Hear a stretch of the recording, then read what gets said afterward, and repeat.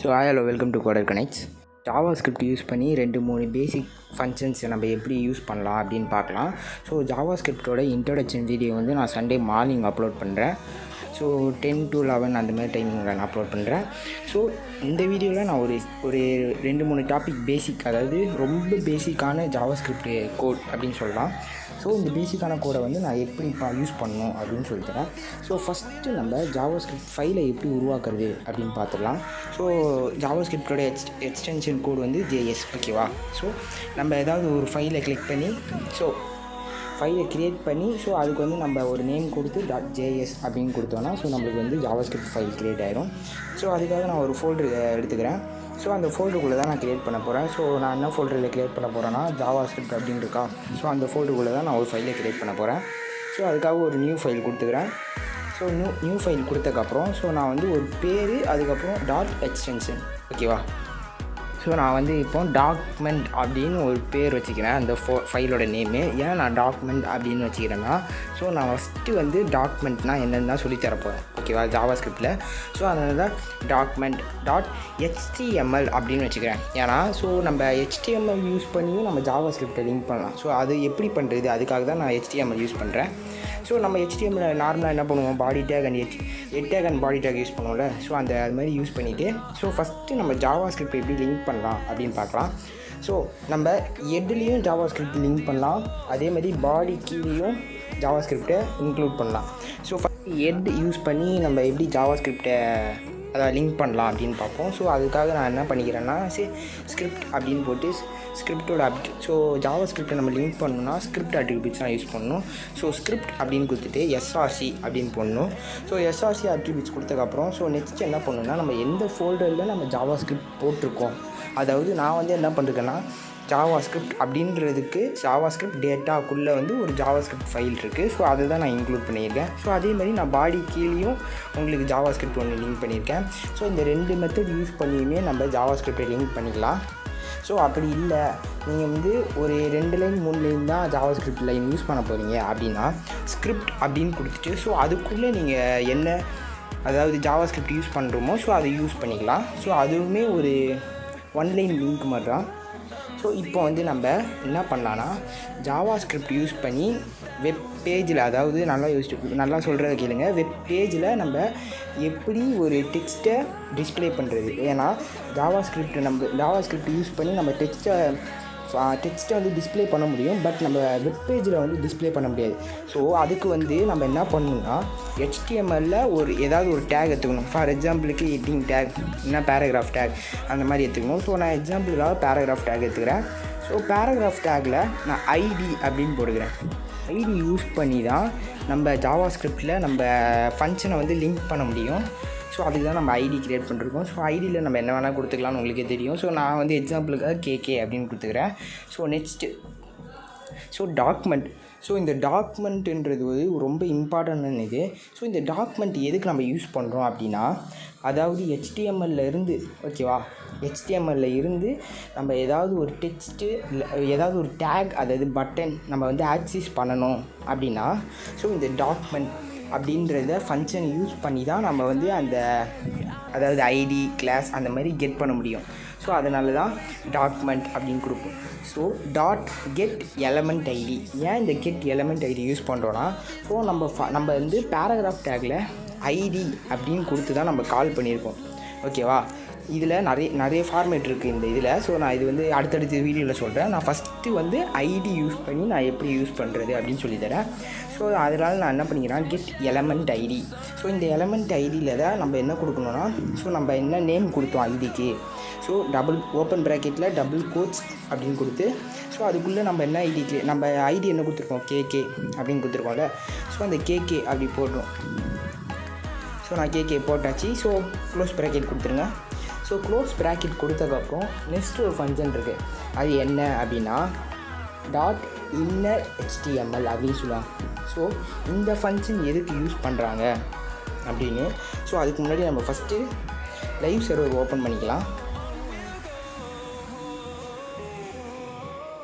Live சர்வரில் நம்மளுக்கு எதுவுமே டிஸ்பிளே ஆகலை, ஓகேவா? இப்போ நம்ம எலமெண்ட் ஐடியை கெட் பண்ணியாச்சா? ஸோ இப்போ வந்து நம்ம .inner HTML யூஸ் பண்ண போகிறோம். ஸோ இந்த inner HTML .inner HTML ஓகேவா. ஸோ இந்த inner HTML எதுக்கு யூஸ் பண்ணுறோம் அப்படின்னு பார்த்தீங்கன்னா, நார்மலாக ஒரு டெக்ஸ்ட்டு ஆர் ஃபங்க்ஷன் இல்லைனா அடிஷன் சப்ராக்ஷன் ஸோ இந்த மாதிரி ஃபங்க்ஷன்லாம் நம்ம யூஸ் பண்ணணும் அப்படின்னா ஸோ இந்த இன்னர் யூஸ் பண்ணணும். ஸோ இந்த ஃபங்க்ஷனை யூஸ் பண்ணும்போது ஸோ நம்ம வந்து அந்த ஐடி, அதாவது நம்ம ஐடி கொடுத்துருக்கோம்ல, ஸோ அந்த ஐடியில் வந்து நார்மலான டெக்ஸ்ட்டு இல்லைனா ஆட் பண்ணுற மெத்தடு அந்த மாதிரி நம்ம டிஸ்ப்ளே பண்ணிக்கலாம்.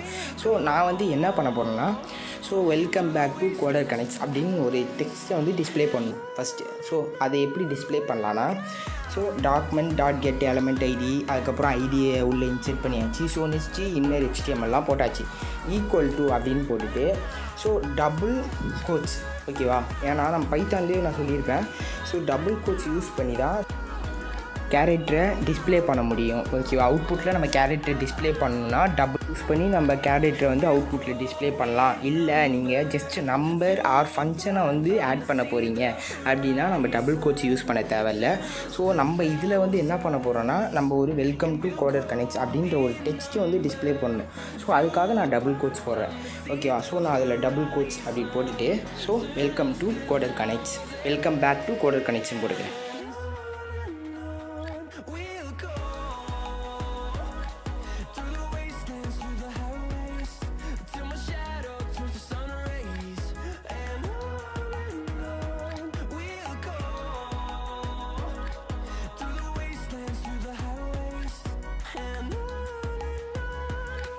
இப்போ நம்ம வெல்கம் பேக் டு coderconnects அப்படின்னு கொடுத்துட்டேன். ஸோ இப்போ நம்ம லைவ் சர்வரில் போய் செக் பண்ணுவோம். ஸோ நம்ம லைவ் சர்வரில் வெல்கம் பேக் டு coderconnects, அதாவது நம்ம HTML டைப் பண்ணாமல் JavaScript யூஸ் பண்ணி ஸோ நம்ம ஒரு டெஸ்ட்டை வந்து டிஸ்ப்ளே பண்ணிருக்கோம் ஓகேவா. ஸோ நெக்ஸ்ட்டு வந்து என்ன பண்ணலாம் அப்படின்னு பார்த்தீங்கன்னா, நெக்ஸ்ட்டு டாபிக் வந்து நம்ம என்ன பண்ண போகிறோன்னா, ஒரு ஃபங்க்ஷனை வந்து என்ன பண்ண போகிறோம், க்ரியேட் பண்ண போகிறோம் ஓகேவா. JavaScript யூஸ் பண்ணி ஒரு ஃபங்க்ஷன் எப்படி க்ரியேட் பண்ணலாம் அப்படின்னு பார்ப்போம். ஸோ அதுக்கு வந்து நான் என்ன பண்ணுறேன்னா, ஒரு ஃபைலை வந்து க்ரியேட் பண்ணிக்கிறேன். ஸோ அது ஃபைல் பேர் வந்து create a function using JavaScript அப்படின்னு போட்டு ஒரு HTML ஃபைலை யூஸ் பண்ணிக்கிறேன். ஸோ அதில் வந்து என்ன பண்ணுறேன், நார்மலாக நம்ம ஹெட் டேக், பாடி டேக், அதுக்கப்புறம் ஸ்கிரிப்ட் ஆட் பண்ணுறப்போனால ஸ்கிரிப்ட் யூஸ் பண்ணிக்கிறேன். ஸோ ஹெட் பாடி அதுக்கப்புறம் ஸ்கிரிப்ட் யூஸ் பண்ணிக்கிறேன். யூஸ் பண்ணுறேன்னா ஃபஸ்ட்டு இந்த ஃபங்க்ஷன் எதுக்கு யூஸ் பண்ணுறேன்னா, ஒரு பட்டனை கிரியேட் பண்ண போகிறோம். ஸோ அந்த பட்டனை கிளிக் பண்ணோன்னே ஸோ நம்ம JavaScriptல யூஸ் பண்ணி ஒரு டெக்ஸ்ட்டு கிரியேட் பண்ண போகிறோம். ஸோ அந்த டெக்ஸ்ட்டு வந்து டிஸ்ப்ளே ஆகும். ஸோ இதுதான் ஒரு கான்செப்ட் மாதிரி.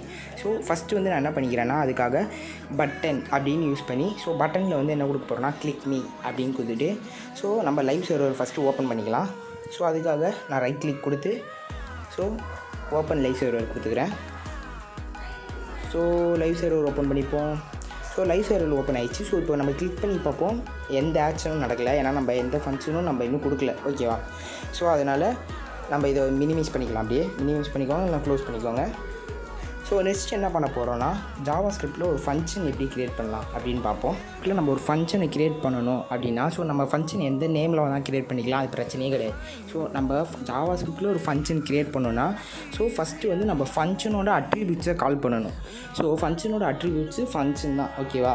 ஸோ அந்த ஃபங்க்ஷனை கால் பண்ணக்கப்புறம் தான் நம்ம ஃபங்க்ஷனோட நேம் கொடுக்கணும்.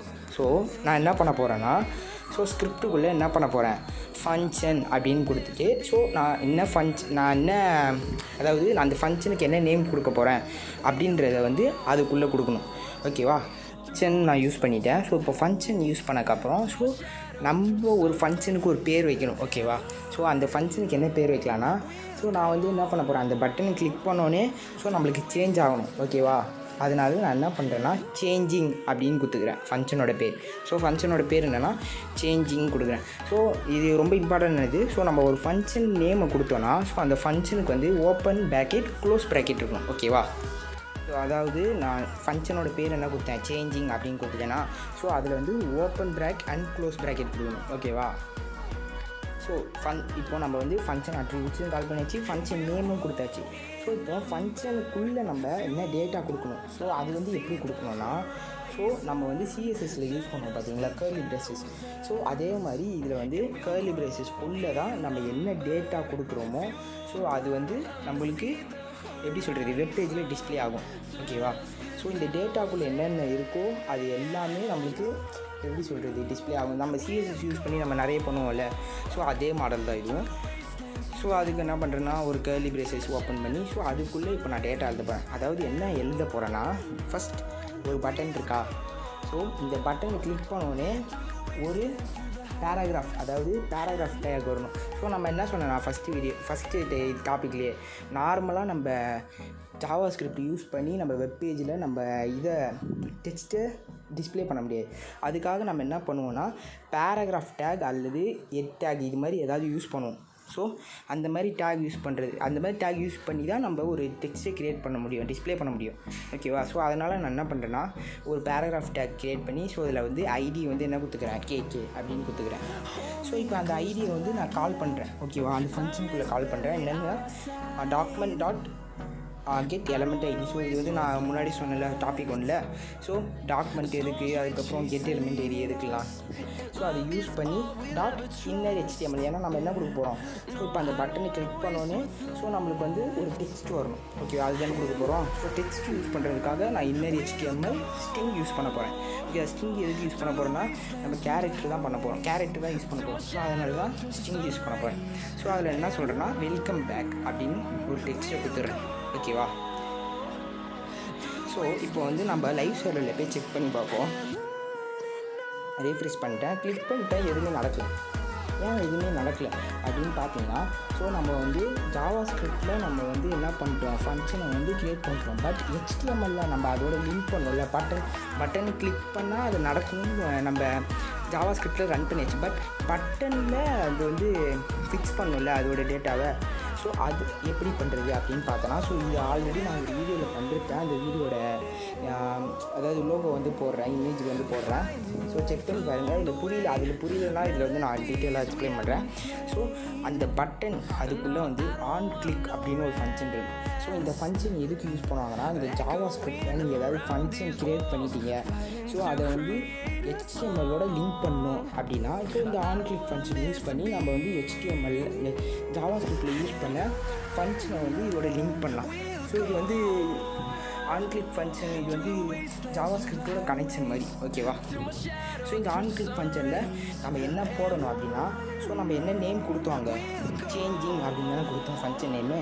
ஸோ அந்த சேஞ்சிங் கொடுத்து ஓப்பன் ப்ராக்கெட் க்ளோஸ் ப்ராக்கெட் மறந்துடாதீங்க, ஓப்பன் ப்ராக்கெட் க்ளோஸ் ப்ராக்கெட் இல்லைனா ரன் ஆகாது. ஸோ இப்போ நம்ம ரீஃப்ரெஷ் பண்ணிவிட்டு இப்போ கிளிக் பண்ணி பார்ப்போம். ஸோ இப்போ கிளிக் பண்ணோன்னே பாருங்கள் வெல்கம் பேக் அப்படின்னு வந்துச்சு. ஸோ இந்த மாதிரி நிறைய சேஞ்சஸ், அதுக்கப்புறம் டேட் இப்படி இது மாதிரி நிறைய பார்ப்போம். ஸோ அடுத்தடுத்த வீடியோவில் இன்னும் கொஞ்சம் டீப்பாக எக்ஸ்பிளைன் பண்ணுவோம். ஸ்கிரிப்ட் நெக்ஸ்ட் வீடியோவில் நம்ம என்ன பார்க்கலான்னா, ஸோ இந்த மாதிரி எப்படி வேரியபிள்ஸ் க்ரியேட் பண்ணுறது, வேரியபிள்ஸில் எத்தனை டைப்ஸ் இருக்குது, அந்த டைப்ஸ்லாம் என்ன, ஸோ அந்த டைப்ஸ் எப்படி டிஃப்ரெண்ட்டாக இருக்குது, ஸோ அதெல்லாம் எல்லாமே பார்ப்போம்.